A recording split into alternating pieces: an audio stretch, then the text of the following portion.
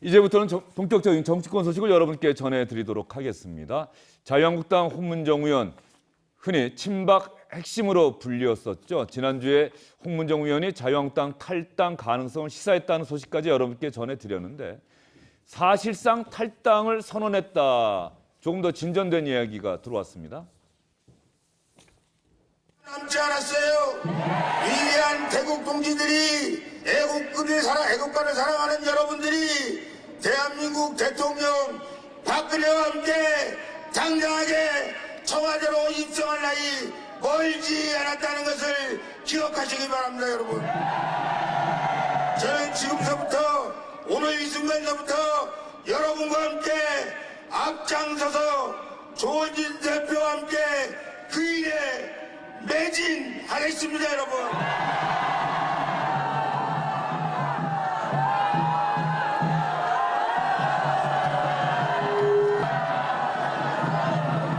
우리는 오늘 이 대한민국의 역사를 새로 바꿀 위대한 지도자를 모셨습니다, 여러분. 홍문정 의원님을 우리 당의 공동대표로 추대합니다. 박근혜 대통령을 우리 당의 1호 당원으로 모시고 다음 총선을 치른다는 것도 여러분에게 다시 한 번 더 약속드립니다. 조원진 의원 목소리에 힘이 확 들어갔네요. 네, 그러네요. 국회의원이 또 한 명이 또 합류도 했고 또 진박 간별사라는 얘기까지 들 정도로 홍문정 의원은 박근혜 전 대통령의 측근 아니었겠습니까? 저런 분의 합류는 아주 애국당과 조원진 대표에게는 상당히 큰 힘이 되겠죠. 홍문정 의원이 언론 인터뷰 통해서 이른바 신공화당, 박근혜 전 대통령의 아버지죠. 박정희 전 대통령이 만들었던 민주공화당인가요? 네. 공화당을 연상케하는 신공화당을 만들겠다 이렇게 선언했는데 철저하게 박근혜 전 대통령과 나는 함께한다. 그런 정당으로 내년 총선을 치르겠다. 뭐 이런 생각인 것 같습니다. 그렇죠. 이제 본격적으로 보수 분열의 그 서막이 시작됐다라고 보여집니다. 그 홍문종 의원 같은 경우에 이제 한국당에서는 솔직히 정치적 입지가 없어요. 당협위원장직도 박탈이 됐고 지금 검찰에서 기소해서 수사 중이 아니겠습니까? 그렇기 때문에 본인이 살려면 어떤 것을 선택을 해야 되느냐라고 고민을 했을 것이고요. 그렇다면은 박근혜 대통령과 계속 궤를 같이 하는 게 좋겠다라고 판단했었을 것 같습니다. 그리고 저는 이제 내년 총선에서 우리 보수가 더 분열되고 어려워질 거라는 그런 생각이 있는데요. 그 부분은 이제 좀 나중에 다시 한번 짚어보도록 하겠습니다. 예, 지금 전에 보수 분열을 얘기하셨는데 지금 자유한국당 내부에서는 여러 가지 다른 이야기가 나오고 있는 것 같아요. 찻잔 속의 태풍은커녕 찻잔 속의 콧바람도 안 될 것이다. 어차피 안 될 것이기 때문에 공천 못 받을 거기 때문에 나가는 거다. 이렇게 평가절하는 분위기도 있는데.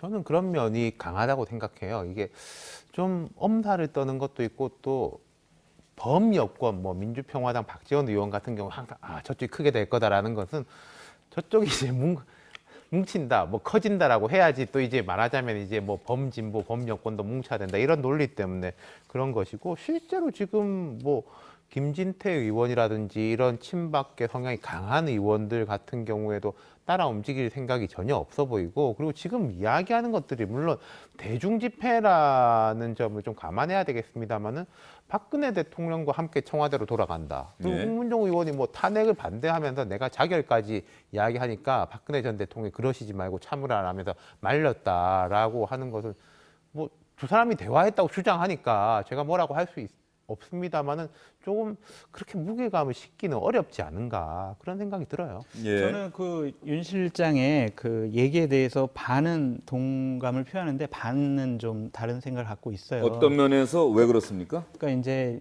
이 정권이 총선 승리를 위해서 무엇이든 저는 할 거라고 생각을 합니다. 그렇기 때문에 그 중에 가장 중요한 카드로 생각을 하고 있는 게 내년 총선을 앞둔 시점에서 적절한 시점에서 박근혜 대통령을 뭐 형 집행 정지를 하고 사면을 시켜서 석방하는 것. 그것까지도 저는 생각할 수도 있다라고 생각이 돼요. 사면 그것은- 복권도 가능하고요. 네. 확정이 다 된 다음에. 네. 그렇다면은 결국에는 이게 보수파의 분열이 될 수밖에 없다라는 생각이 들어요. 예를 들면 박근혜 대통령이 이제 석방이 돼서 자택 정치를 하기 시작을 하는 겁니다. 그러니까 조원진 대표가 오면은 만나줘서 대구에서 살아 돌아오고 애국당 예. 후보들 많이 좀 당선됐으면 좋겠다라는 얘기를 하는데 황교안 대표가 와서 만나자고 막 문을 두드려도 안 만나주고 아무런 언급을 하는 게 아니에요. 예. 그렇다면 이제 일반적인 국민들과 수도권의 주민들이랑 판단이 다른 대구 경북에 있는 시민들 같은 경우에는 아직도 박근혜 대통령은 억울하게 당했다, 너무 안타깝다라는 부분들이 많이 있다라고 생각을 하시는 분들이 많은데 그분들 같은 경우에는 박근혜 대통령의 저 한마디 정치, 행동의 정치 때문에 상당히 예. 좀 흔들릴 수 있지 않을까, 그런 진지를 홍문종 의원이 애국당에 가서 마련해 놓으려고 탈당해서 애국당으로 가는 거다라는 생각을 해봤습니다. 실제로 총선 때가 되면 수요는 딱 정해져 있는데 공급이 넘치잖아요. 네. 공급이 넘치니까 늘 모든 정당들은 이른바 공천개혁, 유권자들이 원하는 새로운 인물 수혈 이런 데 집중하다 보면 기존에 국회의원을 하고 있던 사람들이 낙천되는 경우가 있는데 그분들 중에 공천 결과를 수용하는 사람이 의외로 많지가 않거든요. 네. 내가 나가면 무조건 될 텐데 왜 나를 떨어뜨려? 그럼 난 무소속으로 가든지 다른 정당에 가서 출마할 거야. 자유한국당의 황교안 대표의 갈등 구조, 갈등 상황이 바로 딱 이 지점에 있는 것 아닌가. 공천개혁 해야 돼요. 네. 자유한국당 탈바꿈해야 되고 보수 대통합도 해야 돼요. 네. 그런데 그러다 보면 친박계 의원들이 대거 공천에 탈락할 것이 유력시 된다. 그런데 그 수가 적지 않다. 이 사람들이 다 애국당으로 가버린다? 그러면 다음 총선에서 결과를 낙관할 수 있을까? 이런 거죠. 박근혜 전 대통령이 과거 이제 18대 총선 때 보면은 나도 속고 국민도 속았다. 친박 공천 학살에 대해 가지고 사실상 친박 연대, 친박 무소속 연대를 방조한 기억을 떠올리시는 분들이 많은데 전 다음 21대 총선에서 보수 쪽에서는 문재인 정부에 대한 중간 평가, 정권 재창출 그런 이야기를 하는데 나를 탄핵한 사람들을 심판합시다. 지금 문재인 정부에 대한 심판은 중요한 게 아닙니다라고 했을 때 박근혜 전 대통령 영향력이 지금 생각하는 것보다 훨씬 더 커질까? 저로서는 그건 좀 상상 밖입니다. 제가 이제 말씀드린 예. 거는 대구 경북이라는 지역으로 좀 한정시켜서 좀 말씀을 드렸어요. 그러니까 당선 여부에 따라 관해서는.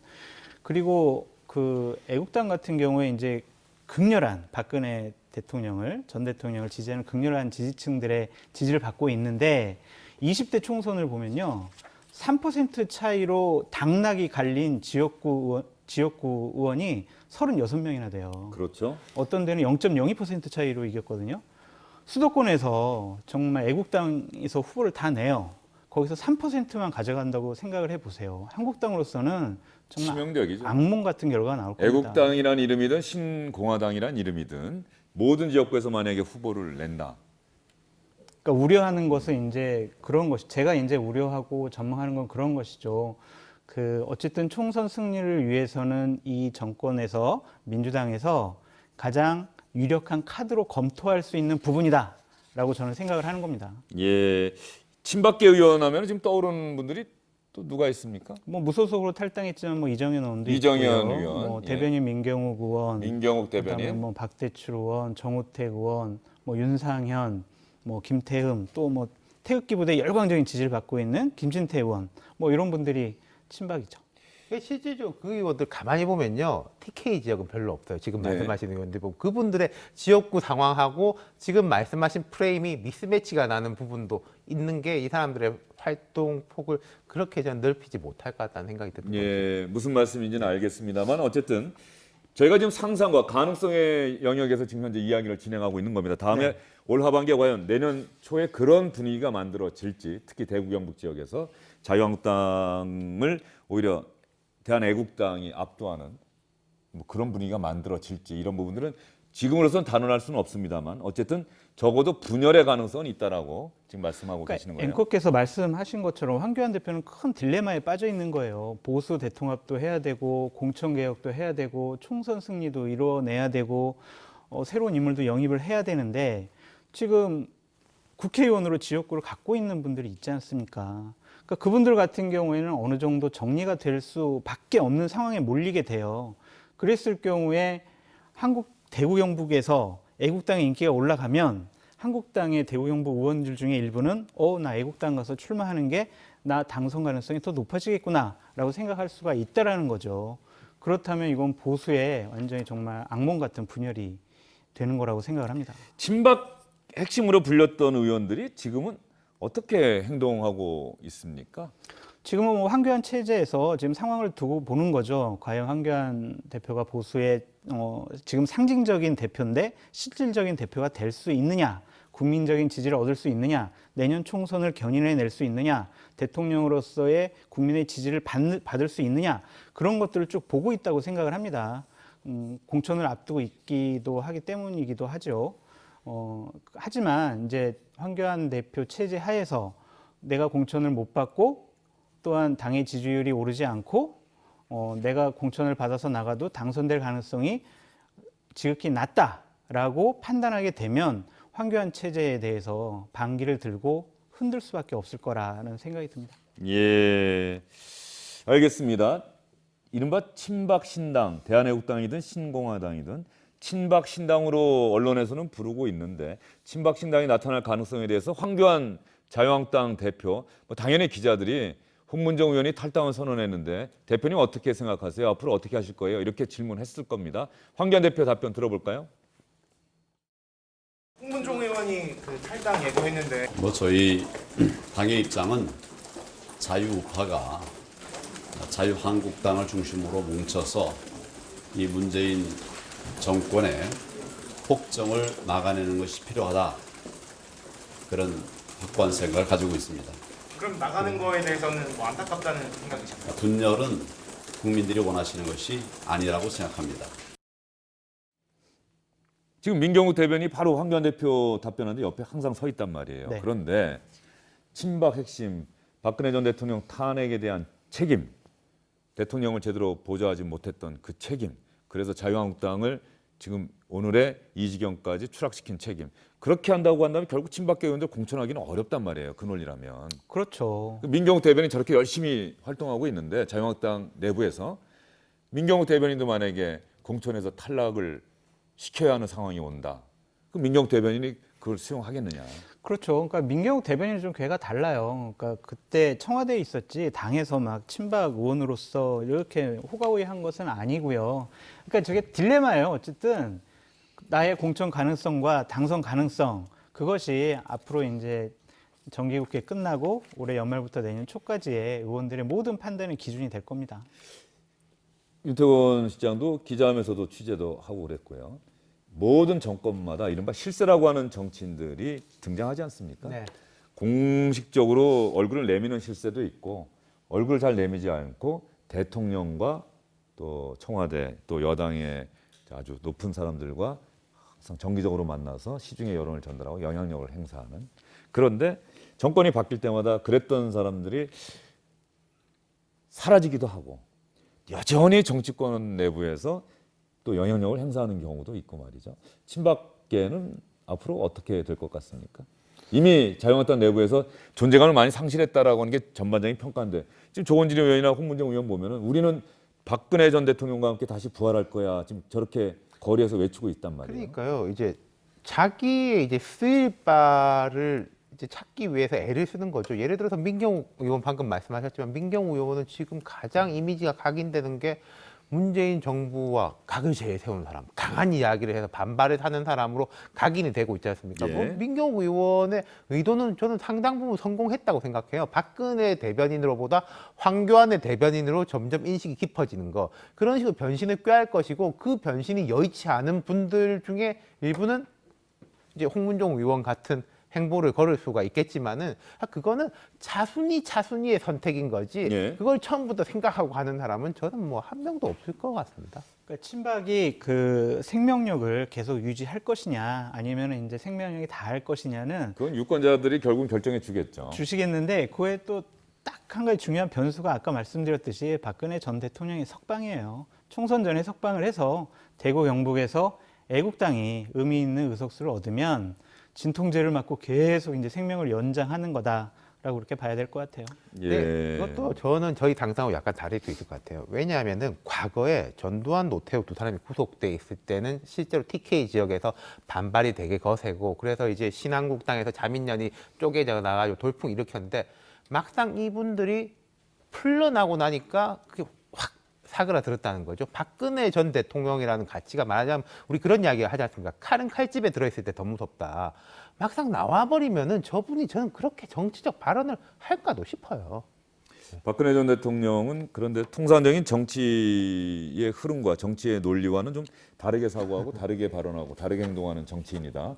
탄핵 정국 또 탄핵 심판 또 국정농단 사건 재판 과정에서 박근혜 전 대통령의 어떤 사고와 언행에 대해서는 상당 부분 또 그동안 국민들이 몰랐던 부분이 또 밝혀지기도 했고 말이죠. 박근혜 대통령 정치를 하고 싶어 할 거예요. 그러니까 저는 우리 윤 실장님하고 계속 이제 생각이 좀 다른데 봐보세요. 황교안 대표가 갑자기 입당을 해가지고 당 대표 출마한다고 했을 때 유영아 변호사를 통해서 황교안 우리 사람 아니고 출마라고도 안 했고 뭐 이런 식의 입장을 효과가 없었지 밝혔죠. 않습니까? 효과가 예. 없었죠. 그것은 감옥에 있으니까 효과가 없는 거죠. 나와서 자택 정치를 하기 시작을 하면 특히 대구 경북이라는 지역에서만큼은 큰 영향력을 발휘할 수 있다라고 생각을 하는 겁니다. 예, 알겠습니다. 친박계 핵심으로 불렸던 의원들이 박근혜 전 대통령 탄핵과 관련해서 이제 박근혜 전 대통령 항소심 선고 앞두고 있고 대법원 판결도 언젠가는 확정이 될 텐데 말이죠. 대법원 판결만 남았나요? 갑자기 또 아니, 워낙 근데 오래 이심이 지냈으니까 일부는 아직 됐고 항소심이 일부는, 네, 진행이 다 되고 끝나지는 있고. 않았어요. 국정농단에 대해서는 이 부분에 대해서 최종적으로 판결이 확정이 되고 나면 친박계 핵심으로 불렸던 정치인들이 거기에 상응하는 정치적 책임을 지겠습니다라고 기자회견하는 정치인들이 좀 나왔으면 좋겠다는 생각이 들어요. 그게 국민들에 대한 도리가 아닐까 싶은 생각이 좀 들거든요. 네, 그럴 가능성은 좀 없어 보입니다. 하지만. 그럴 가능성은 없고. 네, 왜냐하면 박근혜 대통령이 탄핵되고 구속됐을 때 그때 정치적인 책임을 졌어야 했죠. 그때 책임지지 않은 분들이 뭐 최종심이 나왔다고 책임진다? 그러지 않을 것 같아요. 알겠습니다. 그런 기대를 만약에 한다면 그것이 오히려 순진한 생각이다. 예. 자유한국당과 친박신당 그 가능성에 대해서 여러분께 말씀을 드렸는데 이게 모두 다 내년 총선과 관련 있는 이야기입니다. 그런데 내년 총선하면 국회의원 선거하면 늘 떠오르는 지역이 서울 종로죠. 이른바 정치 1번지 그러는데 말이죠. 종로가 정치 1번지로 불리는 이유가 있습니까? 임태원 시장? 왜 정치 1번지라고 그래요? 종로를? 청와대가 종로에 있는 것 예. 그리고 과거부터 뭐 제가 그런 책을 봤었는데 조선 왕조 600년부터 지금까지 경복궁과 서촌, 팔판동, 아까 제가 말씀드린 청와대, 삼청동 총리공관, 심지어 이제 일제 시대에 총독부까지 해서 그 정치의 중심을 실제로 한 번도 종로 밖으로 빠져 나가 본 적이 없으니까요. 예. 그게 이제 첫 번째고 예. 종로 출신 정치인들이 크게 성공한 사람들이 많고 그게 두 번째인 것 같습니다. 종로 출신 정치인 중에 우리가 기억할 만한 정치인이 누가 있을까요? 전 노무현 전 대통령 생각나는데. 그렇죠. 또 뭐 이명박 전 대통령도 있고요. 그렇군요. 이명박 전 대통령도 종로에서 지역구 국회의원 했는데 네, 선거법 위반으로 또 의원직을 상실하게 네, 했었죠. 그렇죠. 뭐 윤보선 전 대통령께서도 예. 종로 출신이고요. 그 뭐 이종찬 전 의원, 정대철 전 의원 이런 분들이 있고 지금 현재는 정세균 전 국회의장이 지역구를 대통령이 3명이 나왔고 윤보선 전 대통령까지 3명이 나왔고 대통령 선거에 도전하겠다는 정치인들도 상당히 있었고 그렇다고 한다면은 서울 종로가 정치 1번지라고 불릴 만한 합당한 이유가 있다. 그만큼 정치인, 큰 꿈을 갖고 있는 정치인이라고 한다면 서울 종로에서 한번 도전해 보겠다라고 하는 생각을 할 것 같은데 지금 현재 국회의원은 민주당의 정세균 전 국회의장이죠? 네, 그렇습니다. 예. 민주당 국회의장 하면 통상적으로 다음 선거에는 이제 출마 안 하고 정계를 떠나는 게 관행 아닙니까? 그렇죠. 국회의장까지 했는데. 근데 그게 법이나 원칙은 아니잖아요. 전혀 아니죠. 예. 지금 민주당에서 그러면 정세균 전 국회의장이 출마 안 할 가능성이 있으니 서울 종로에서 제가 한번 도전해 보겠습니다라고 하는 정치인이 언론에 나왔던데요. 예, 임종석 전 실장이 이사를 했대죠. 최근에. 임종석 전 대통령 비서실장. 예. 그 처음 보도됐을 때는 이사를 한 것도 아니고 이사를 하겠다라는 뜻을 주위에 피력했다라는 게 이제 보도가 됐었죠. 그리고 그 주의라는 것 중에 한 분이 정세균 전 의장한테도 제가 이제 옮기려고 합니다라고 하니까 정세균 전 의장 쪽에서 뭐 마뜩 차는 반응을 보였다. 뭐 이런 식의 이제 보도가 났었던 거죠. 네, 저도 들었습니다. 정세균 전 의장이 뭔가 임종석 전 실장이 뭐 이사하고 또 도전하고 그런 건 다 좋은데 어쨌든 그동안의 관계나 이런 걸 보면은 사전에 충분한 이야기가 되지 않은 상황에서 해서 좀 불쾌해한다 이런 이야기까지 좀 들었는데 뭐 그 부분까지도 임종석 전 비서실장이 만약에 사실이라고 한다면 또 돌파를 해내야 되는 것이고요. 임종석 전 실장이 실제로 종로에 출마할 의사가 강하다고 보세요?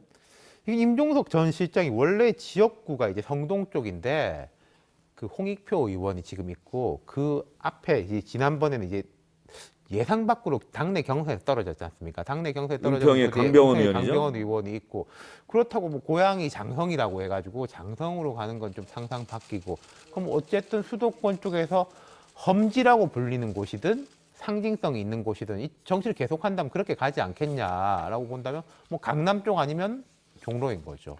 정세균 전 국회의장이 그래서 계속 또 출마하는 것 아니냐라는 이야기도 측근들 사이에서 나온다고 하는데 정말 그러겠느냐라고 또 의구심을 나타내는 분들도 있고 우리 임종석 전 실장 이야기 청와대를 떠나고 난 뒤에 기자들에게 나타난 아주 오랜만의 자리에서 이 종로 출마와 관련한 이야기가 있었어요.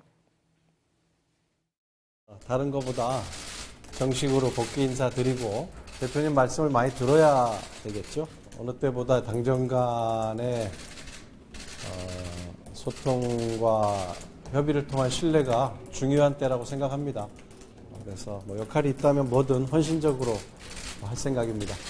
출마 지역 얘기도 이제 많이 나오고. 아이, 그럴 리가 있나요, 오늘? 여러 가지 그런 얘기 많이 듣겠습니다. 이낙연 전 총리 종로 출마 얘기도 나오지 않았습니까? 그렇죠. 이낙연 전 총리도 총선에 어떤 식으로 역할을 할 것이다. 근데 그렇다고 해서 한평 영광 지역구로 다시 내려가는 것도 역시 상상 밖이라고 하면은 수도권. 그럼 수도권이면은 또 이낙연 총리도 말하자면은 뭐 예컨대 구로의 박영선 장관이 빈자리 그런 식으로 가는 것은 좀 상상이 안 되고 험지 내지는 상징성이라고 하면 임종석 실장이 가지고 있는 고민하고 동일한 거죠. 예, 이낙연 총리 이야기도 한번 들어볼까요? 얼마 전에 신문방송 편집인협회 토론회에서 관련된 질문이 나왔었는데 이낙연 총리는 아주 능숙하게 그 질문에 대한 답변을 피해갔습니다. 순방 거의 끝나갈 무렵에 뉴스 하나는 내놔야 될 거 아니냐 하고 거의 목을 조릅니다. 그래서 그냥 물에 물 탄 듯한 얘기지요. 정부 여당에 속한 일원이기 때문에 뭔가를 시킨다면 합당한 역할은 해야 되는 것 아니냐. 우선 제 역할을 제가 생각하고 있지는 않습니다. 그리고 제가 요구할 생각도 없고요. 제가 기획할 마음도 없습니다. 다만 원칙적으로 아까 말씀드린 대로 저도 정부 여당에 속해 있는 한 사람이니까요. 심부름을 시키시면 따라야 되겠지요. 이렇게 모두 다 이름이 거론되는 분들, 정치인들, 여당 정치인들은 조심스러운 태도를 보이고 있는데 자유한국당은 황교안 대표가 오르내리고 있죠. 아주 구체적으로 이름이 나오고 있는 거죠. 네, 그렇습니다. 예, 김세현 의원이 지금 여의도 연구원장인가요? 그렇습니다. 출마해야 된다고까지 예. 얘기했었고요. 근데 결론적으로 보면은요, 황교안 대표는 종로 출마를 못 한다고 저는 생각을 합니다. 왜요? 두 가지 이유 때문인데요. 하나는 당선 가능성이고요.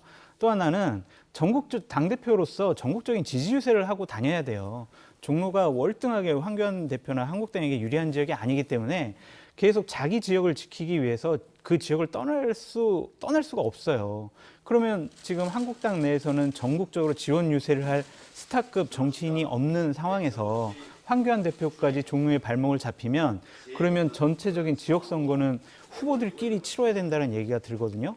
그렇다면 이제 그 당시 이제 총선 같은 거 보면은 이제 민주당 같은 경우에는 여러 스타 정치인이 나와서 지원 유세하는데 이쪽에서는 그냥 어떤 의원이 나와서 유세하는 것 이걸 내보낼 수가 없잖아요. 저는 그 두 가지 때문에 황교안 대표가 그냥 비례대표 적당한 순번을 받고 총선에 출마하지 않을까 하는 생각이 듭니다. 예, 황교안 대표의 종로 출마 이 부분에 대한 기자들의 질문에 어떻게 답변했는지도 한번 들어보도록 할까요? 황교안 대표 이야기 들어보겠습니다.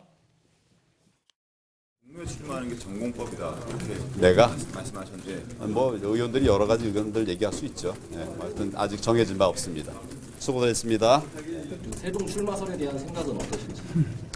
저는 지금 우리 당이 다음 총선에서 꼭 이길 수 있도록 하기 위한 여러 가지 의견들을 좀 모아가고 있는데 거기에만 집중하고 있습니다.